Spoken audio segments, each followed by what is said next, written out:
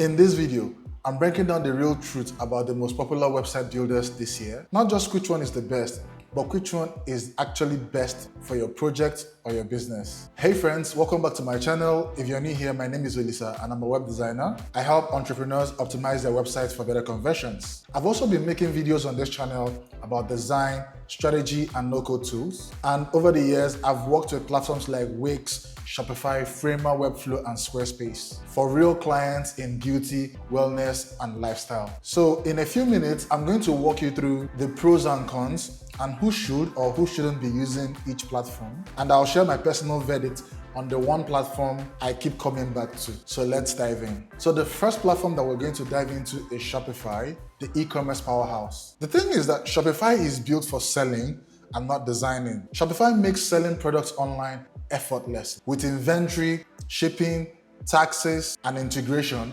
all streamlined. But when it comes to customizing the actual feel and look of your website, you're literally working within a tight box unless you're adding custom code or you're buying Shopify themes. Another good thing with Shopify is that it has an amazing ecosystem. However, this adds up. There's literally an app for everything: upsell, strategy, subscription, and SEO tools. But most of the good ones actually cost a lot of money. Shopify's core is practically lean, but building out a powerful store usually comes with extra fees. And Shopify is most suited to growing product brands. So if you're in the beauty, skincare, or hair care products, or any business heavy in products, Shopify is your go-to. It's really not perfect for service-based businesses or for portfolio sites, but for sales-driven operations, it's totally unmatched. Number two web builder that we're going to look into is Framer. Framer is the new kid in the block. It has the smoothest site builder experience. It basically feels like you're designing in Figma, but your website is practically live. It's lightning fast, visually appealing, and most suited to people who really care about aesthetics, minimal effort, and storytelling. And it has a lot of great animations out of the box. One of the cons of Framer is that it's not built for complexity yet, just yet. It's still building, so maybe sometime in the future, it can have complex environment to make just about any website. It's beautiful, yes, but it really does not have deep CMS platforms, advanced e-commerce tools, or native integrations like others do. So if your website needs custom functionality, Framer might not be the best for you yet. And like I mentioned earlier, it's best for visual portfolios, personal brands, and creative service providers. So if you're a designer, copywriter, or a creator, and you want to build a website that feels like an online magazine, Framer will make your content shine. The third platform that we're going to look into is Webflow, and I call it the designer's playground. It has a lot of pixel perfect control, but comes with also a steep learning curve. What this means is that Webflow gives you total control over your project with every margin, animation, and structure. But the truth is that it's really not plug and play. You need to have at least an understanding of HTML and CSS to be able to navigate it. Well, the good thing about Webflow is that it has a powerful CMS and client-friendly structure, which is great for building blogs, directories, and case studies, and just about any dynamic content. And you can practically set up a template and have to reuse them in the future. So clients will basically have to use those same templates without actually breaking anything or needing to create any new thing with more code. Now, Webflow is best for complex sites and any design agency who cares about structures. So basically what we're trying to say is that Webflow is the best platform for custom design studios, niche agencies, or businesses needing flexibility beyond what themes can cover. And it's really not ideal if you just want to get something really done quickly. Now, the fourth builder that we're going to talk about is Showit. Now, I call Showit the brand-driven storyteller. Basically, it allows you the option and freedom to build with a drag and drop feature, just like you're designing a poster. And that freedom is perfect for storytelling for brands like coaches and photographers.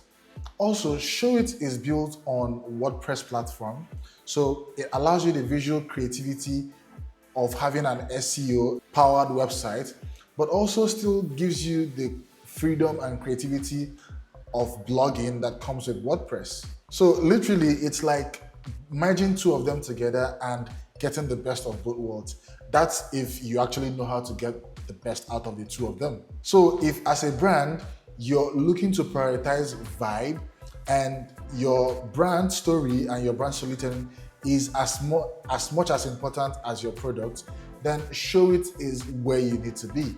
As Showit enables you to design with emotions. So if you're a brand that is for wellness educators, personal brands, then Showit is where you need to actually be. The fifth one that we're going to talk about is Wix. Now, I call Wix the all-rounder. Now, Wix has been there for a very, very long time. And to be honest, they've actually improved on their features. To be honest, Wix is very, very much intuitive with their drag and drop feature and has a whole lot of templates for you to start today. So if you're a business owner and you're looking for something simple to start immediately without having any knowledge of how to design, then Wix is practically good to go. Now, they've added a lot of features over the years, from CMSs to SEO tools. However, with all this robust feature, it's still not scalable.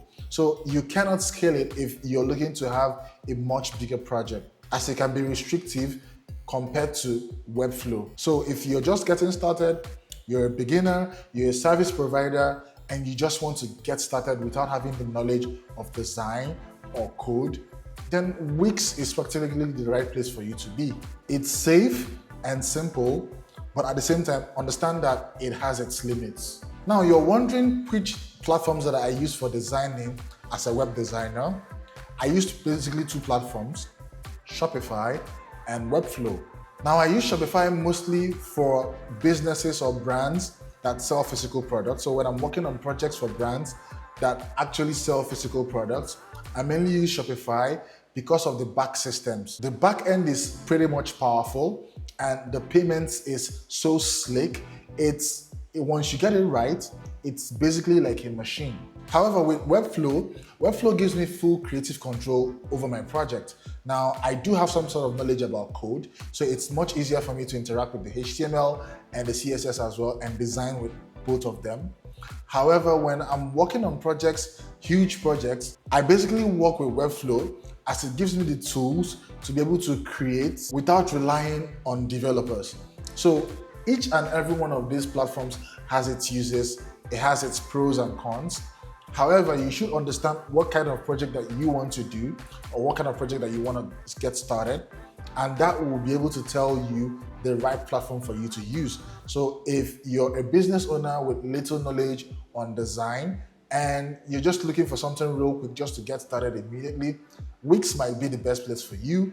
If you're a business owner who wants to focus more on the general aesthetics and feel of your brand and tell a very good story, just as much as you're telling with your product, then Showit is basically the best place for you to be.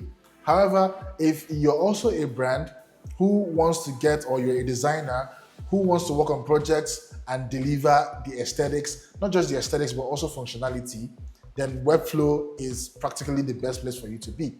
Also, if you're a business owner who sells physical products and you want to take the back-end systems of your products to the next level, Shopify is the best place for you to be as well. Also, if you're a web designer just getting started and as much as control matters to you, design also matters to you as well, then Framer is also a perfect place for you to be.